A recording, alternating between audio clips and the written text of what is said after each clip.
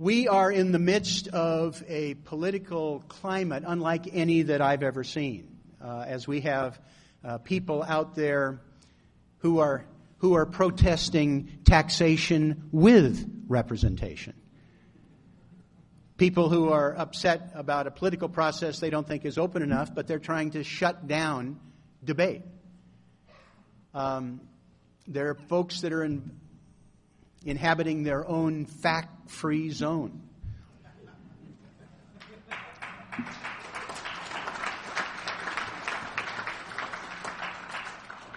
Well, I've been involved in the political process, as I admitted, for a long time.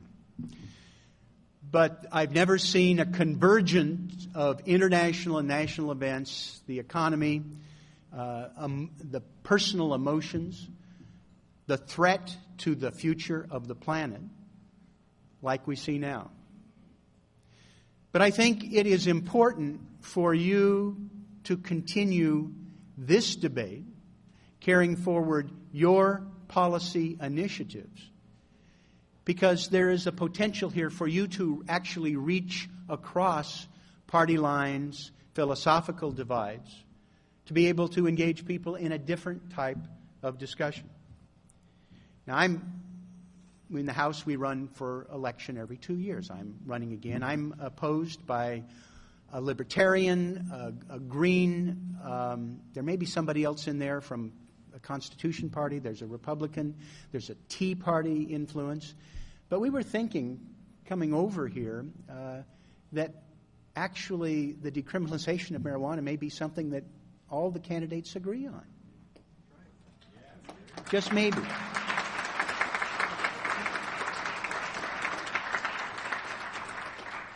And regardless of what people's opinions are now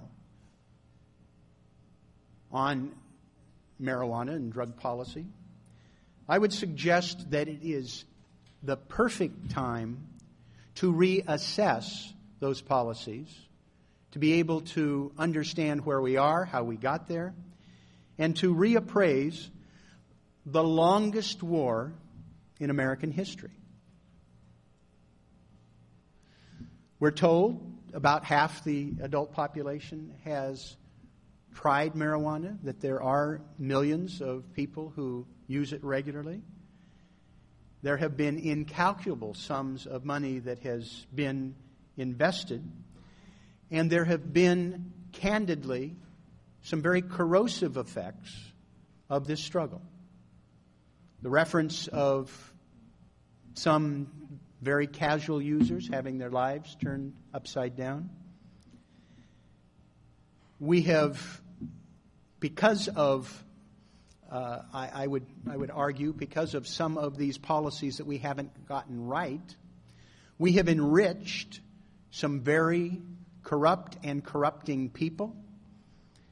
We have a country on our southern border, Mexico, that is teetering on being a failed state. And I think we can trace some of the impact of money from illegal marijuana operations, vast sums of money, that has contributed to that teetering. It has raised serious questions about how we prioritize our own activities in this country. It has, I would be prepared to argue, even on the behalf of people who do not favor decriminalization of marijuana, I think there is little argument that it has skewed our law enforcement priorities to the detriment of community safety. Even if you don't think it should be legalized, it's hard to argue that point. And when we think about hundreds of thousands of people who've been jailed and imprisoned, think about the pressures on our correction system, the inability of correction systems to deal meaningfully with people in terms of rehabilitation, much less just deal with the making the institutions safe for people to be in and to work in. you've got to question that prioritization. And you are right to do so. But it is not just the costs. I think it is important for you to help people think about the lost opportunities. Think about the consequences of enriching some of the worst people on the planet.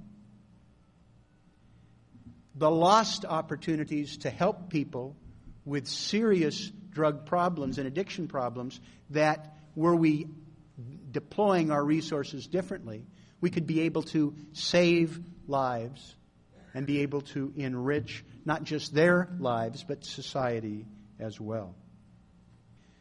You're at the intersection of a whole bunch of issues.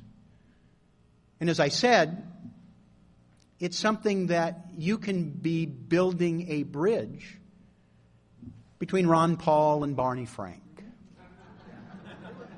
Okay?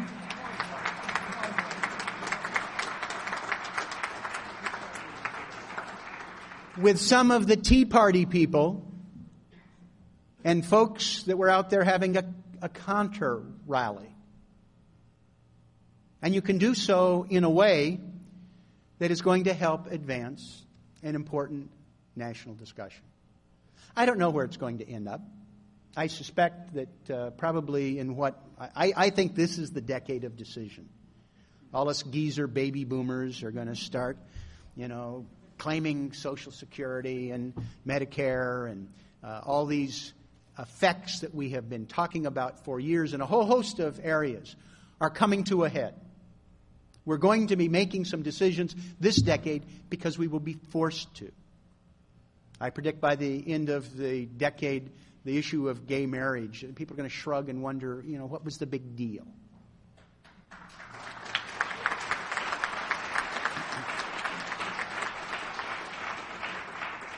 I suspect that doing your job right, engaging people in this debate, in this discussion, looking at the facts, trying to bring people together in a thoughtful, non-hysterical way, letting the evidence speak for itself. I suspect that this will be your decade of decision.